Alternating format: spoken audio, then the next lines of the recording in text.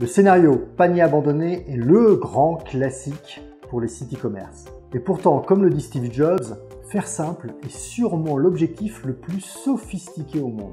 Avec cette vidéo, je vais te donner des objectifs qui vont sûrement te paraître tellement ambitieux qu'ils vont te sembler complètement fous. Mais tu vas les atteindre. 44% de taux d'ouverture et plus de 30% de taux de conversion. C'est des beaux objectifs pour tes relances de panier abandonné. Alors, prêt ?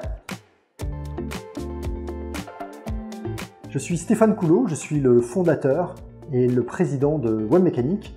Nous sommes éditeurs de logiciels de marketing automation et nous sommes basés à Annecy. Je sais que tu as envie de progresser et c'est un super investissement, je t'en félicite, bravo. D'ailleurs, j'en profite pour me féliciter et vous féliciter parce qu'on a dépassé plus de 1000 vues sur ces vidéos de scénario de marketing automation, ce qui est beaucoup pour cet univers aussi niche. Et j'ai envie de me faire un cadeau. Et en fait, le cadeau que je me suis fait, c'est de vous tutoyer parce que en fait, je tutoie tout le monde moi dans la vie et donc il n'y avait pas de raison que sur les vidéos je le fasse pas. Alors je me fais ce cadeau et désormais je vais te tutoyer. Ce que je te propose ici, c'est ce que font nos clients e-commerçants. Et ce que je te propose, c'est de voir comment ils arrivent à faire progresser de plus de 20% leurs ventes juste sur ces mécanismes de relance des paniers abandonnés. Et ce que je te propose ici marche sur quasiment tous les secteurs d'activité. Bien sûr, sur de la fringue, des produits cosmétiques, de la vaisselle, mais aussi sur un univers B2B, tel que par exemple de l'industrie, de la machine-outil, ou même de l'automobile sur des pièces détachées ou d'autres accessoires. Enfin, à la fin de cette vidéo, je vais te proposer un exercice interactif. On va travailler ensemble pour te faire progresser utilement. C'est interactif parce que je vais te répondre et tu vas voir comment. Et ça va faire progresser ta connaissance et d'ailleurs la mienne aussi. Les motifs d'abandon sur un site e-commerce sont multiples. Ça peut être lié à l'UX trop compliqué, la carte de paiement qui ne marche pas, quelqu'un qui hésite, a peur de ne pas faire le bon choix, veut demander l'avis de quelqu'un d'autre chez lui ou à son bureau.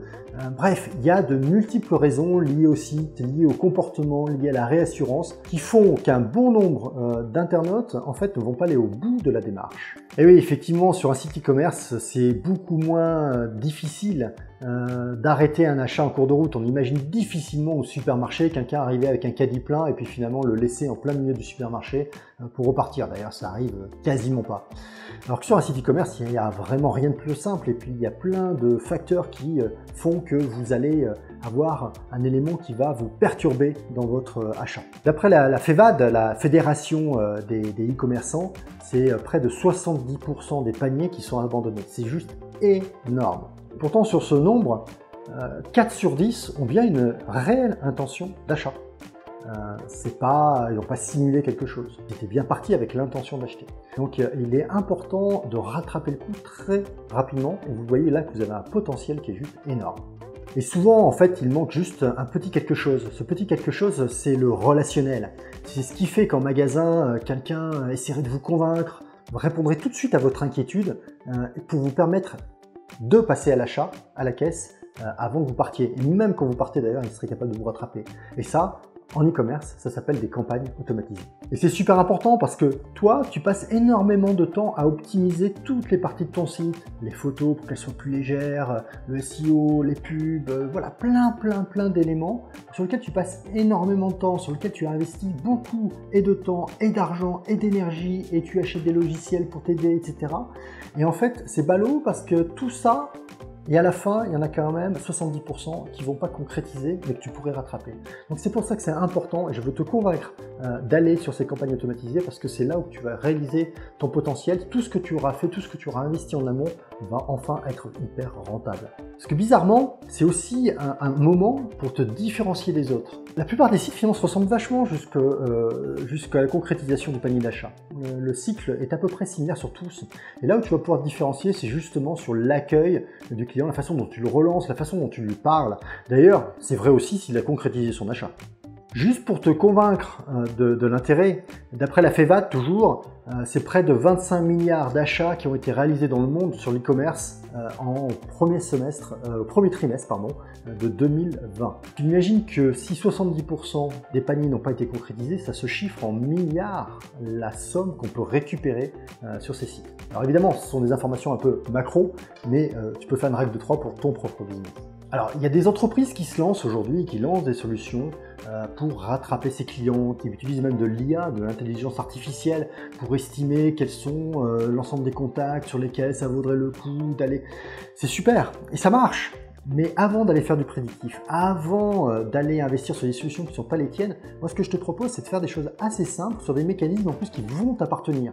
Et en plus le fait de pratiquer ces automatismes, de les mettre en œuvre, de les mettre en place, te met dans une démarche d'apprentissage de l'automatisation qui te sera parfaitement bénéfique. Et là, tu vois, tu as 20% de chiffre d'affaires à récupérer, mais sache que tu as encore plein d'autres endroits également qu'on étudie sur d'autres scénarios, dans d'autres vidéos sur lesquels tu peux aussi progresser. Bien sûr, ce que je te propose va se synchroniser parfaitement avec le CMS que tu utilises. Que ce soit un Magento, que ce soit un WordPress, que ce soit un PrestaShop, peu importe, même une autre solution, un Shopify, j'ai pas cité, ça va se synchroniser parfaitement avec ta solution. Tu pourras même changer de solution d'ailleurs, ou avoir plusieurs sites avec différentes plateformes CMS. La solution Marketing Automation va s'adapter grâce aux API, le monde est bien fait aujourd'hui. En plus, effet qui se coule du rattrapage des paniers abandonnés, c'est une très belle occasion pour aussi resegmenter les intérêts de tes clients, peut-être comprendre des ventes additionnelles que tu pourrais faire. Ça va même être l'occasion de poser des questions à tes clients sur le pourquoi ils ont abandonné et peut-être t'aider à reconstruire ton site différemment, ton parcours d'achat différemment ou tout simplement l'interaction, le relationnel, les emails ou les SMS que tu envoies, tu vas peut-être les voir de façon différente. La data finit toujours par t'apprendre des choses sur toi-même. Il faut donc que tu crées des occasions de récupérer cette donnée et ensuite évidemment passer le temps pour les exploiter. Le marketing automation d'ailleurs tu vas pouvoir l'utiliser également pour dédoublonner, pour mettre à jour les données de tes clients également de manière factuelle sur leur téléphone, sur leur email, etc. Et apprendre également de leur usage à ce moment-là.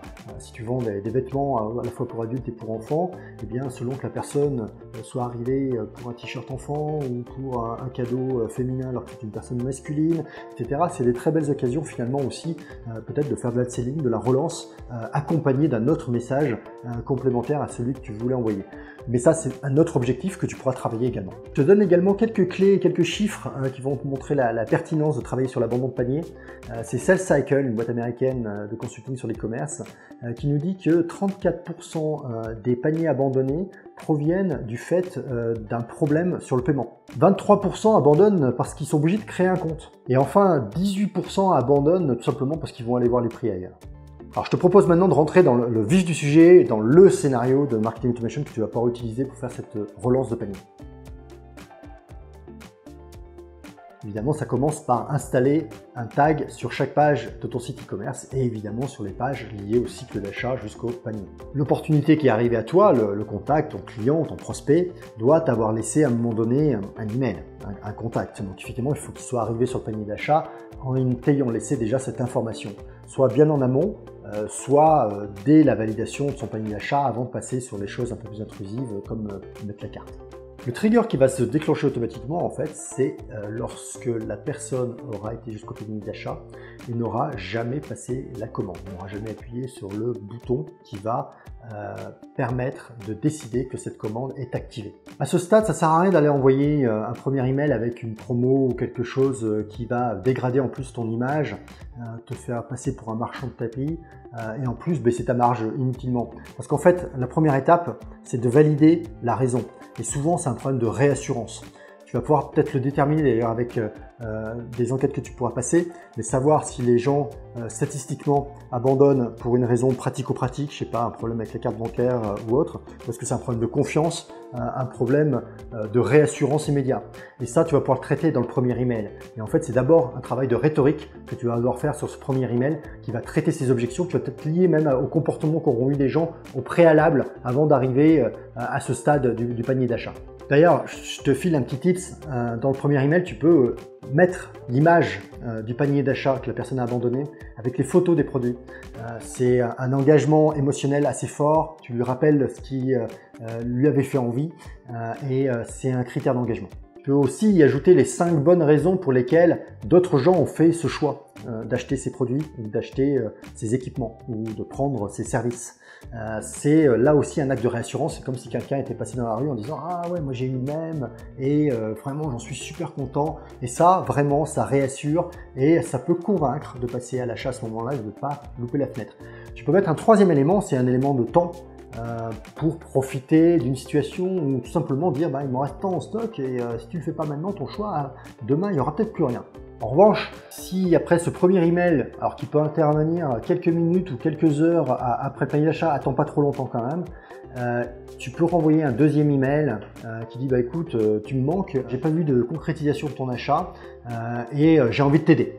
Et là, pour t'aider, tu peux amener un cadeau. Alors ce cadeau, ça peut être évidemment un discount, mais ça peut être aussi un service additionnel. Ça peut être, je sais pas, j'achète un téléphone, je te file une coque de protection de ce même téléphone. Bref, tu vois en fonction de ton business. Évidemment, j'ai pris des exemples B2C parce que c'est ceux qui nous parlent le plus. On est tous des consommateurs, mais tu peux choisir tes exemples. Et si tu vends des machines-outils, je suis sûr que tu trouveras dans ton business des éléments complémentaires. Ça peut être une maintenance prolongée de 3 mois automatiquement ou qui démarre au bout de 3 mois en termes de paiement. Bref, tu trouveras. Tu peux aussi faire une segmentation en fonction du panier d'achat. Si c'est un panier à 100 €, si c'est un panier à 1000 €, si c'est un panier à 10 000 €, évidemment, c'est pas tout à fait la même chose.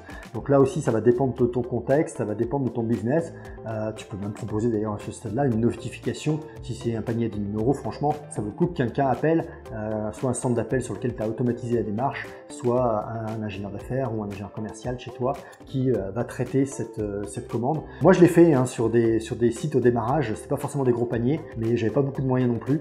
Et sur mes premiers sites e-commerce, j'ai monté des sites e-commerce dans les gants, ça s'appelle touslesgants.com. Et ces sites, en fait, je rappelais les gens directement au téléphone et je cherchais à comprendre ce qui n'avait pas marché. Et c'est très intéressant parce que j'ai vu très souvent, j'ai aidé des gens tout simplement à re-rentrer la carte bancaire à la mano. On l'a fait ensemble et j'ai pris des commandes comme ça. Alors c'est un peu long, c'est pas très scalable ni en termes de marge bénéficiaire terrible. Mais en revanche, on apprend énormément et des fois le faire, même si c'est pas rentable immédiatement, ça l'est parce que ça va améliorer les process, ça fait prendre conscience des vrais problèmes des gens au-delà de l'écran. Alors l'emailing, c'est pas la seule solution de relance. Évidemment, tu peux utiliser le SMS, mais tu peux même aussi utiliser des catalogues papier. Ça marche bien justement sur des ventes plus importantes. Sur une paire de chaussettes, c'est pas très utile, c'est même franchement trop cher. Mais tu peux le faire, par exemple, je sais pas, si je suis dans l'automobile, je peux aller envoyer un document imprimé. Je peux le faire dans l'immobilier, je peux le faire dans pas mal de domaines finalement. Et les imprimeurs sont prêts à ça. En fait, l'outil de Marketing Automation va envoyer un fichier CSV avec un critère de segmentation à un imprimeur qui va envoyer des catalogues personnalisés ou différents types de catalogues ou d'imprimés qui va envoyer par la poste. Et ça marche vraiment bien, c'est très quali comme approche. Et enfin, à la fin du fin, si vraiment la personne n'a toujours pas commandé, tu peux envoyer un email en disant écoute, tu ne m'as pas acheté, tu as tes raisons et je les respecte parfaitement, il n'y a pas de jugement. En revanche, j'ai envie que tu m'aides. Et j'ai envie que tu m'aides à me dire les raisons pour lesquelles tu n'as pas acheté chez moi. C'est quoi? C'est parce que c'était trop compliqué, t'as pas été rassuré par quelque chose, quoi? T'as été voir ailleurs parce qu'il y a un meilleur prix. Bref, n'hésite pas à le demander. De toute façon, il y a que ceux qui ne demandent pas qui n'ont pas. Donc si tu demandes, il y a bien statistiquement des gens qui vont te répondre. Et ils vont t'apprendre des choses extrêmement utiles pour faire progresser ton business, faire progresser ton parcours d'achat, faire progresser ton site. Il y a peut-être un bouton qui n'est pas assez gros. Parfois, c'est très très bête, mais on est dedans, on a la tête dedans, on voit plus les choses. Tes clients, en revanche, eux, ils les voient, ils les sentent. Et beaucoup d'entre eux sont même prêts à te donner cette information gratuitement. Alors les relances automatisées de panier ont de très très bons résultats. Si on regarde ça, j'avais lu une étude sur Sales Cycle qui disait qu'on a 44% de taux d'ouverture sur ces relances. On a 11% de taux de clic dessus. Et enfin, on a 30% de taux de conversion. Alors chez Webmecanic, on a un client, je le prends comme exemple et qui me vient tout de suite en tête. Il est dans la décoration et je me souviens qu'il avait eu aussi de très très bons résultats et ça en moins de 3 mois. En effet, il avait plus 22% de paniers supplémentaires, plus 15% de retour de visiteurs déjà connus, un taux de conversion à 42%, ça fait quand même rêver. Et enfin, c'est le nerf de la guerre, en termes de chiffre d'affaires, plus 24%. Donc on voit que l'investissement, il est quand même très très très rentable. Puis enfin, je reviens dessus parce que c'est quand même très très important. Tu vas apprendre de ton UX, tu vas apprendre de tes process, tu vas apprendre de l'ergonomie, mais également de ta rhétorique, c'est-à-dire des mots que tu vas utiliser, de l'ordre dans lequel tu vas les mettre. Tu vas apprendre à écrire des messages utiles. Tu vas apprendre à envoyer le bon message au bon moment en fonction de ce qui a été loupé par l'internaute ou de ce qui lui a manqué. Ça, c'est un actif pour toi, parce que c'est la vraie valeur finalement de ton fonds de commerce. C'est cette capacité à répéter des bons taux de conversion parce que tu l'améliores en permanence. Ton site, tu améliores en permanence ton business, tu améliores en permanence les produits que tu proposes ou les solutions. Alors je te félicite. tu as encore progressé sur un nouveau point de contact et c'est un très très bel investissement. Vraiment, bravo. Tu viens sûrement faire le plus bel investissement pour ton business.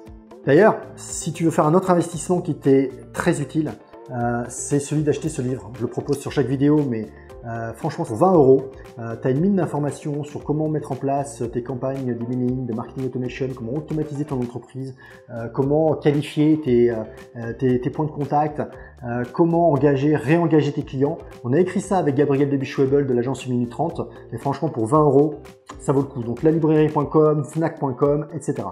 Alors comme je veux que tu progresses très vite, je te propose, avant d'aller basculer sur ton CMS ou ton outil d'email automation, je te propose un petit exercice. Un exercice simple mais que tu pourras répéter régulièrement. Et en plus, on va le faire ensemble. Parce que à la fin, le résultat de ton exercice, tu vas me l'envoyer. Tu vas me l'envoyer sur LinkedIn, sur ma messagerie privée. Donc Stéphane Coulot, tu le cherches sur LinkedIn et tu me donnes le résultat de ton travail. Et on en parle. C'est bon? Alors, je vais te demander de penser à toutes les raisons pour lesquelles un client chez toi, quand il arrive au panier d'achat, il pourrait abandonner son achat. Qu'est-ce qui fait? Des raisons pratico-pratiques, d'ergonomie, des raisons de réassurance, chercher un prix ailleurs, demander l'avis à quelqu'un, etc. Liste-moi toutes ces bonnes raisons. Allez, mets sur pause la vidéo et on se retrouve. On poursuit? Alors, tu vas maintenant reprendre cette liste et tu la reparcours et tu prends l'élément qui pour toi est le moins important ou le moins récurrent. Évidemment, c'est ton avis, hein. C'est peut-être pas des stats officielles, mais peu importe. C'est intéressant de le faire aussi avec l'intuition. Tu l'enlèves et tu réitères ça. Alors si tu as 10, 12 éléments, tu le réitères autant de fois qu'il faut pour n'en garder que 2. Oui, 2 c'est peu, mais c'est très important pour rester focus sur... finalement, on va rejoindre la loi de Pareto peut-être. Peut-être que ça va correspondre au 80-20, et autant travailler sur le cas le plus récurrent qui arrive. Et puis après, tu iras travailler sur les points qui se représentent le moins souvent. C'est important de travailler sur ces points-là aussi. Mais finalement, ce qui est important, c'est que tu as un retour sur investissement le plus important possible, le plus vite possible. Donc garde-en 2. Tu peux mettre sur pause, on se retrouve après. Maintenant, ce que je veux que tu fasses, c'est que pour chacune des 2 raisons que tu as gardées, tu m'écrives 2 messages. Ces messages, je veux vraiment que tu les écrives juste avec des mots. Je ne pense pas au graphisme, ne pense pas à mettre des images, quoi que ce soit. On parle juste des mots. Pourquoi? Parce qu'en fait, il faut que tu te mettes dans la peau d'un commerçant qui est en train de rattraper son client. Il est en train de le rattraper dans le magasin, de le convaincre. C'est l'argument final qui va finir de le convaincre. Et ça, finalement, c'est des mots. Il ne va pas s'appuyer sur des images ou sur autre chose. Donc, je veux que tu sois dans la même situation. Et tu vas m'écrire ces 2 messages. Ton premier message, c'est les raisons fondamentales pour lesquelles ton client doit te commander ici et maintenant, liées à sa raison d'abandon. Le second message, c'est celui qui va intervenir si tu n'as pas réussi à le convaincre. Et là, il faut que tu t'imagines que ton client est en train de partir du magasin, il est peut-être même déjà dehors, et toi, tu vas sortir, tu vas te mettre dans la rue et tu vas continuer à lui parler. Et c'est quoi que tu vas lui dire pour le convaincre de revenir dans le magasin et finir son achat? Pense à ce moment à tout ce qu'on a dit avant, des arguments qui peuvent être tarifaires.